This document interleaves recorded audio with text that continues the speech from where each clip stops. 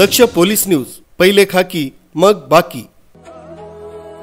2 November रविवार रोजी दुपारी 3 वाजेपासून ते रात्री 8 वाजेपर्यंत Nashik road artillery centre road येथील माहेश्वरी भवनमध्ये नाशिक रोड नगर माहेश्वरी सभा आयोजित सहस्त्र तुलसी अर्चना समारोह श्रीमान विनोद दाधीच विशाखापट्टणम यांच्या वतीनं भक्तिमय संगीतमय वातावरणात गीत गायन करण्यात आलं।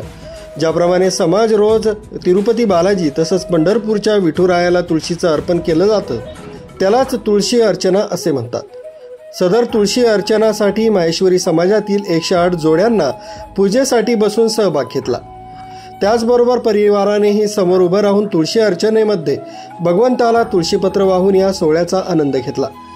कार्तिकी एकादशी आणि तुळशी अर्चना हा क्षण एकाच दिवशी आल्यानं योगायोग म्हणावा लागेल। एकादशी निमित्तानं तुळशी अर्चनेनंतर तुळशी विवाह सोहळा पार पडला।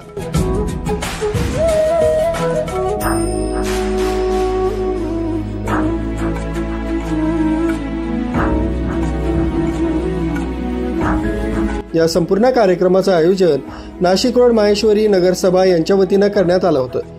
यावेळी रामेश्वर मालानी, राधेश्याम बुब, अशोक तापडिया, शिवनारायण सोमानी, श्रीनिवास लोया, दिनेश करवा, महेश बुब, मुकेश चांडक, अनिल मालपानी, गिरीश राठी, अमर मालपानी, कल्पेश लोया, संदीप लोया, आशिष कलंत्री, पुष्पक कलंत्री, शशिकला बुब, मिनल बियानी, रमेश कासट, महेश कासट, मनोज भुतडा, संजय मुंदडा यांच्यासह नाशिक रोड माहेश्वरी नगरसभा, महेश सेवा समिती, नाशिक रोड माहेश्वरी महिला मंडळ, नाशिक रोड बहुमंडळ, कुमार मंच, युवा मंच, सर्व पदाधिकारी कार्यकर्ते, माहेश्वरी समाज बांधव मोठ्या संख्येने उपस्थित होते।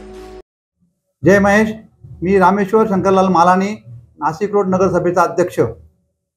आम्ही नाशिक रोड नगरसभेतर्फे नाशिक रोडला आमच्या माहेश्वरी भवनमध्ये आज तुलसी अर्चनाचा हा एक सुंदर कार्यक्रम आम्ही आयोजित केलेला आहे आणि या कार्यक्रमामध्ये ॲक्च्युली आजच्या दिवसाचं फार महत्त्व आहे। आज कार्तिक एकादशी आणि कार्तिक एकादशीच्या दिवशी तुलसी अर्चना हा एक अतिशय सुंदर योगायोग आलेला आहे आणि आम्ही विशाखापट्टणम येथील श्री विनोदजी दाधीच एक प्रसिद्ध गायक आणि कलाकार आहेत, त्यांचा आम्ही हा कार्यक्रम आयोजित केला होता तुलसी अर्चनाचा। हा कार्यक्रम दुपारी 3 वाजता चालू झालेला आहे आणि संध्याकाळी 8 वाजेपर्यंत हा कार्यक्रम चालेल। याच्यामध्ये आम्ही आज एकादशी निमित्त तुलसी विवाहाचं पण आयोजन केलेलं आहे। या सगळ्यांसाठी ज्यांनी योगदान दिले व समाजातल्या ज्या लोकांनी यासाठी कार्य केलं त्यांचं सगळ्यांचं मी इथे आभार व्यक्त करतो आणि धन्यवाद देतो।